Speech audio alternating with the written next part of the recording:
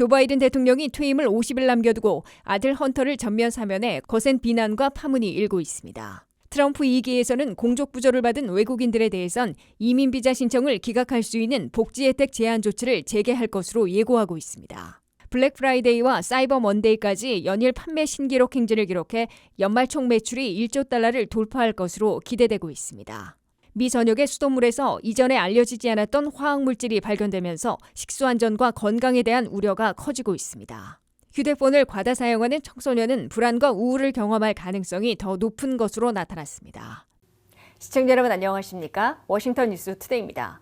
조 바이든 대통령이 퇴임을 50일 남겨두고 아들 헌터를 전면 사면해 거센 비난과 파문을 일으키고 있습니다. 바이든 대통령이 그간의 공약을 깨고 불법 총기 구입과 탈세 혐의로 12월 중 징역형을 선고받게 될 아들을 사면함으로써 미국의 사법체계 법치를 흔든 오점을 남기게 된 것으로 지적받고 있습니다. 한면태 기자의 보도입니다. 미국의 46대 조 바이든 대통령이 재선 도전을 중도 포기한 단임 대통령에 이어 퇴임 50일 전 아들을 전면 사면한 오명을 남기고 있습니다. 조 바이든 대통령은 퇴임 50일 전이었던 12월 1일 일요일 밤 아들 헌터 바이든에 대해서 완전하고도 조건 없는 행정적 사면을 단행했다고 발표했습니다. 바이든 대통령은 헌터에 대한 연방법 위반 혐의와 유죄 판결은 나의 명성과 나의 재선 전에 해를 가하기 위한 정치적 의도에서 비롯된 것으로 판단돼 사면을 단행하게 됐다고 해명했습니다. 이로써 차남이자 생존하고 있는 유일한 아들인 헌터 바이든은 마약 복용자로서 총기를 불법 구입해 소지한 혐의와 탈세 혐의 등 두 가지 연방법 형사범죄로 12월 선고를 목전에 두고 아버지로부터 전면 사면을 받았습니다. 헌터 바이든은 12월 12일에는 델라웨어에서 불법 총기 소지 혐의로 선고를 받을 예정이었는데 최대 25년까지의 징역형에 직면해 있었습니다. 헌터는 또 12월 16일에는 캘리포니아에서 140만 달러 탈세 혐의로 선고받을 예정이었는데 최대 17년의 징역형을 받을 수 있는 상황이었습니다. 아버지가 재선됐더라면 헌터 바이든은 실형과 수감만 면하는 선에서 처벌받을 각오였던 것으로 보였으나 중도 재선 포기와 트럼프 당선으로 마지막 카드인 아버지 대통령의 아들 사면을 단행한 것으로 해석됩니다. 조 바이든 대통령은 재선 도전 포기 직전인 지난 6월에도 나는 배심원들의 판결을 준수할 것이며 아들 헌터를 사면하지 않을 것이라고 공언한 바 있습니다. I abide by the jury decision. I will do that and I will not pardon him. We've been asked that question multiple times. Our answer stands, which is no. 백악관 대변인은 1년 사이에 최소 7번이나 바이든 대통령이 헌터 바이든 사면을 단행하지 않을 것이라고 밝혀왔습니다. 이 때문에 바이든 대통령의 아들 헌터 바이든 사면은 즉각 대통령의 거짓말에 대한 거센 비난을 불러일으키고 있고 그의 4년 대통령 유산에 또 다른 오점을 남기는 것은 물론 미국의 사법체계, 법치의 근간을 뒤흔든 기록을 새긴 것으로 비판받고 있습니다. 50일 후면 47대 대통령으로 취임하는 도널드 트럼프 차기 대통령은 조 바이든 대통령의 아들 사면은 사법권의 남용이라고 비판하고 의사당 점거 사태를 일컫는 J6 인질들은 어떻게 할 것이냐고 반문했습니다. 트럼프 차기 대통령이 J6 인질로 표현한 것으로 볼 때 취임하는 대로 이들부터 사면할 것임을 예고한 것으로 해석되고 있습니다. 트럼프 차기 대통령도 2021년 1기 임기를 마치기 직전 사돈이자 사위 제러드 쿠스너의 아버지 등 100명을 사면 또는 가명을 단행한 바 있는데 이제 아들까지 사면하는 미국 대통령들의 사면권 남용이 여론의 눈치도 보지 않고 더 심해질 것으로 우려되고 있습니다. 나아가 미국 대통령들의 사면권 남용은 미국의 사법체계, 법치를 뒤흔들고 러시아, 중국, 북한 등 다른 나라들을 압박하기도 어려워질 것으로 미 언론들은 비판하고 있습니다. WKTV 뉴스 한면택입니다. 트럼프 2기 행정부에서는 퍼블릭 차지, 즉 공적 부조를 받은 외국인들에 대해선 이민 신청을 기각할 수 있는 복지 혜택 제한 조치를 재시도할 채비를 하고 있어 주의가 요구되고 있습니다. 퍼블릭 차지 대상에는 현금 보조는 물론 푸드 스탬프, 응급을 제외한 메디케이드, 렌트비 보조 바우처 등이 포함돼 이를 3년 사이에 12개월 이상 받으면 이민 비자 신청을 기각당하게 될 것으로 경고되고 있습니다. 한면택 기자가 보도합니다. 트럼프 2기 행정부에서는 사상 최대 규모의 불법 이민자 추방과 함께 합법 이민도 최대한 제한하는 정책을 전개할 것으로 예고하고 있습니다. 트럼프 2기에서도 이민 정책을 설계하고 조율할 스티븐 밀러 백악관 비서실 정책 담당 차장 내정자는 트럼프 2기 이민 정책은 매우 간단하다며 국경을 봉쇄해 미국에 들어오는 이들을 거의 없게 만들고 불법 이민자들은 최대한 추방하는 것이라고 강조했습니다. The immigration issue is extremely simple. Seal the border, deport all the illegals. Seal the border, no illegals in, everyone here goes out. That's very straightforward. America is for Americans and Americans only. 스티븐 밀러 내정자는 또 트럼프 2기에서는 미국을 오로지 미국인들을 위한 나라로 만들어야 한다고 미국 우선주의를 주창했습니다. 이를 두고 합법이민 제한에서는 까다로운 심사와 함께 퍼블릭 차지, 즉 공적 부조를 이용하면 합법 비자와 영주권, 시민권 신청을 기각시킬 수 있는 규정을 재시도할 것으로 이민단체들과 언론들은 우려하고 있습니다. 트럼프 1기에서는 2019년 8월에 최종 규정을 발표하고 10월에 시행하려다가 연방법원의 제동으로 전면 시행하지 못했고 퇴임 후인 2021년 연방대법원에서 최종 기각된 후 바이든 초기 무효화됐으나 퍼블릭 차지 규정에 걸린 비자와 영주권 기각이 급등한 바 있습니다. 트럼프 2기에서도 도입이 확실시되는 퍼블릭 차지 이민 신청 기각 규정은 외국인들이 퍼블릭 차지 공적 부조 대상에 포함된 정부 지원 혜택을 3년 사이에 12개월 이상 이용하면 유학생, 취업비자, 영주권, 시민권 신청을 기각할 수 있도록 하고 있습니다. 퍼블릭 차지 공적 부조 대상에 포함되는 정부 보조 프로그램에는 SSI, TANF와 같은 현금 보조뿐만 아니라 후스탬프, 응급이나 임산부 어린이 등 예외를 제외한 메디케이드, 섹션 8에 따른 렌트비 보조 바우처 등이 대거 포함되어 있습니다. 특히 한 사람이 두 가지 정부 보조를 한 달씩 받았다면 두 달 이용으로 계산돼 퍼블릭 차지를 이용하면 대부분 비자나 영주권, 나아가 미국 시민권 신청까지 기각당하게 될 것으로 우려되고 있습니다. 트럼프 1기 임기 말에는 미국 비자나 영주권 기각 사유에서 퍼블릭 차지, 공적 부조 이용이 갑자기 급등한 바 있습니다. 여기에 합법으로 영주권을 취득한 외국 태생들은 다른 웰페어법에 따라 영주권을 취득한 지 5년 안에는 웰페어 복지 혜택을 받으면 시민권 신청을 기각당할 수 있어 주의해야 합니다. 트럼프 2기 행정부에서는 불법 이민자 추방에서는 멕시칸을 비롯한 중남미 출시들이 다수를 차지하는 미입국자들뿐만 아니라 한인과 같이 합법 비자로 왔다가 눌러앉은 오버스테이 가리지 않고 걸리면 추방하려 할 것으로 예상되고 있습니다. 동시에 합법 비자와 영주권, 시민권 신청을 심사하는 이민 서비스국에서 까다롭게 심사하며 보충 서류를 요구하는 방법으로 대거 지연시키면서 기각률도 높이고 퍼블릭 차지 기각 규정 등을 적용해 취업 비자와 영주권, 시민권 승인을 최소화하려 시도할 것으로 우려됩니다. WKTV 뉴스 한면택입니다. 미국에서 추수감사절과 블랙 프라이데이에 이어 사이버 먼데이까지 연일 판매 신기록 행진을 계속하고 있어 올 연말 대목의 총 매출이 1조 달러를 돌파할 것으로 기대되고 있습니다.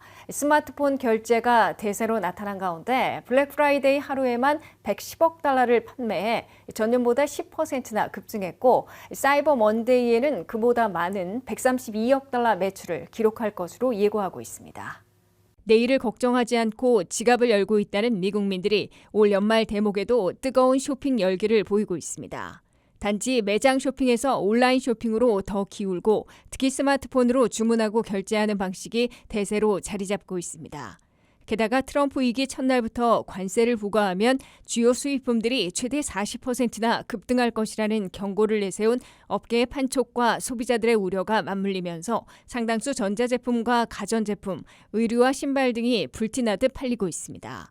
이에 따라 미국민 59%나 온라인 쇼핑을 할 것으로 대답한 사이버 먼데이에 60% 이상 파격 할인, 폭탄 세일하는 상품을 사려는 쇼핑 열기가 피크를 이룰 것으로 예상되고 있습니다. 올 연말 최대 쇼핑 시즌에서는 추수감사절과 블랙 프라이데이, 토요일과 일요일 소비 지출과 매출이 연일 신기록을 세워 사이버 먼데이에 정점을 찍을 것으로 확실해지고 있습니다. 매장들의 다수가 문을 닫은 추수감사절 온라인 매출만 해도 61억 달러로 지난해보다 9% 급증하며 신기록을 세웠습니다.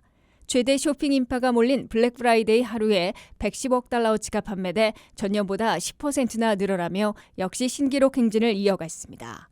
블랙 프라이데이 당일에 매장을 찾은 방문객들이 지난해보다 8% 줄었으나 온라인 판매로 더 쏠렸으며 온라인 판매의 55%는 스마트폰 주문과 결제로 나타나 대세로 자리 잡고 있음을 보여줬습니다. 스몰 비즈니스 세러데이로 불리는 토요일에는 52억 달러, 일요일에는 56억 달러의 매출을 올린 것으로 어도비 분석은 발표했습니다. 근년 들어 오프라인에서 온라인 쇼핑으로 뚜렷하게 옮겨가고 있는 추세를 반영하면 블랙 프라이데이보다 사이버 먼데이의 매출이 더 많을 것으로 추산되고 있습니다. 사이버 먼데이 하루의 총 매출은 132억 달러로 지난해보다 6.1% 늘어날 것으로 어도비 분석은 내다봤습니다.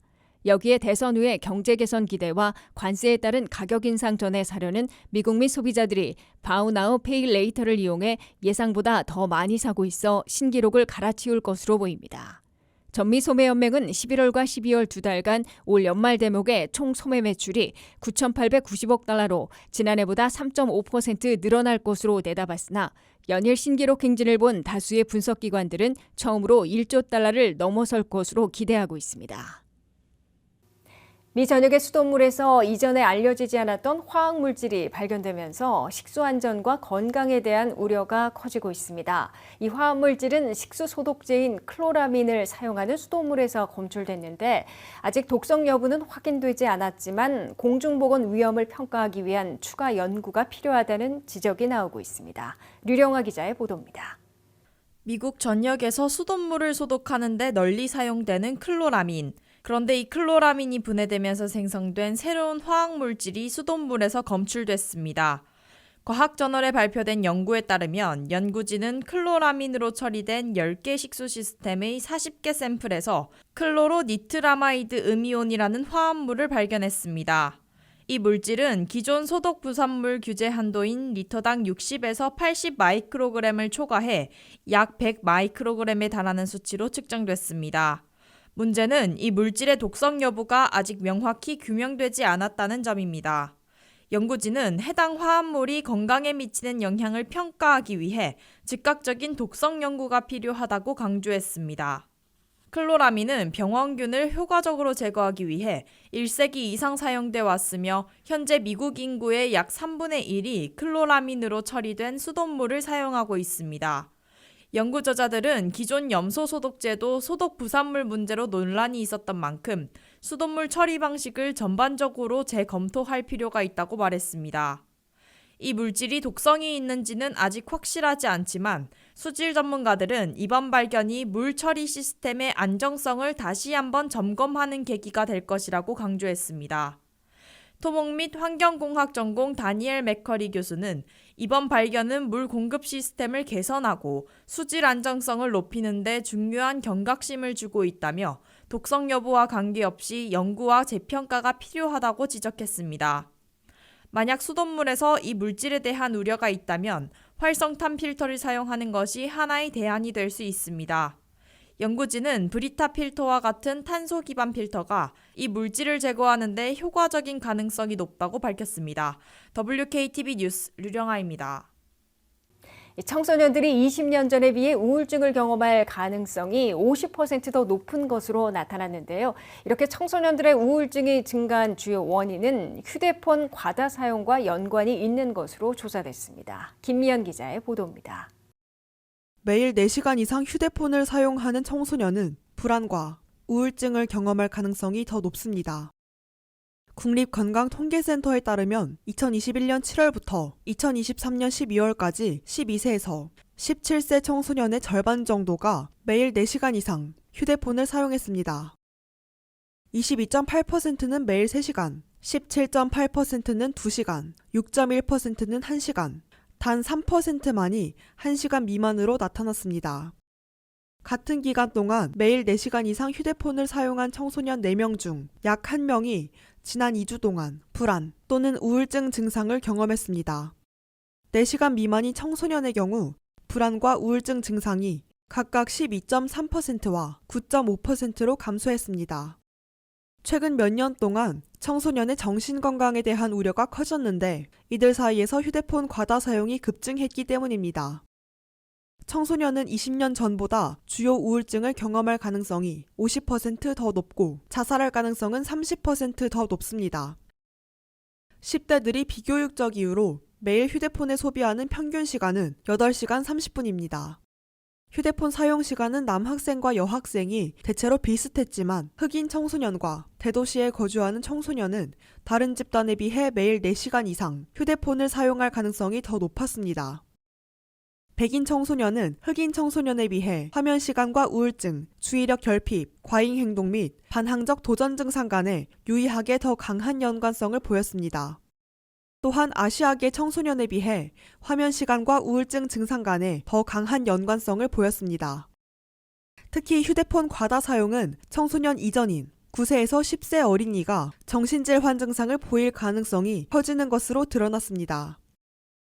휴대폰 사용은 특히 화상 채팅, 문자 메시지, 비디오 시청, 비디오 게임이 우울증을 더 크게 불러일으켰습니다. 연구를 진행한 전문가는 기술이 계속 발전함에 따라 어린이의 삶에 미치는 영향도 변하고 있으며 휴대폰 사용 패턴에 대한 이해가 점점 더 중요해지고 있다고 전했습니다.